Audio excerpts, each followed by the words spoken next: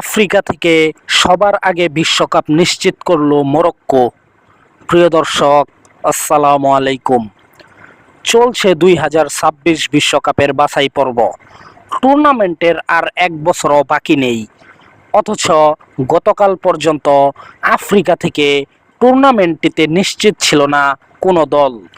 অবশেষে আফ্রিকা অঞ্চল থেকে প্রথম দল হিসেবে 2026 ফিফা বিশ্বকাপে জায়গা নিশ্চিত করেছে মরক্কো। শুক্রবার 5 সেপ্টেম্বর রাবাতে অনুষ্ঠিত বিশ্বকাপ বাছাইয়ে ই গ্রুপের ম্যাচে নাইজেরিয়াকে 5-0 গোলে হারিয়ে এই কৃতিত্ব অর্জন করেছে তারা। মরক্কোর জন্য ম্যাচটি শুরু হয় চমক দিয়ে। শুরুতেই নাইজেরিয়ার আব্দুল লতিফ গুমেই লাল কার্ড দেখে মাঠ ছাড়েন। সেই সুযোগটা ভালোভাবেই কাজে লাগায় মরক্কো।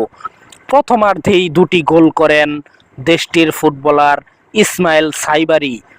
দ্বিতীয়ার্ধে একে একে স্কোর শিটে নাম তোলেন আইয়ুবেল কাবি, হামজা ইগামানে ও আজ্জেদিন উনাহি।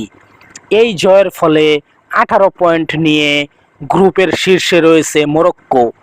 দ্বিতীয় স্থানে থাকা তানজানিয়া 8 পয়েন্ট পেছনে থাকায় 2 ম্যাচ বাকি থাকতেই বিশ্বকাপের টিকিট নিশ্চিত করেছে গত বিশ্বকাপের সেমিফাইনালিস্টরা। এটি মরক্কোর 7ম বিশ্বকাপ অংশগ্রহণ। কাতার বিশ্বকাপে বেশ আলো ছড়িয়েছিল মরক্কো। প্রথম আফ্রিকান দল হিসেবে সেমিফাইনালে পৌঁছেছিল তারা।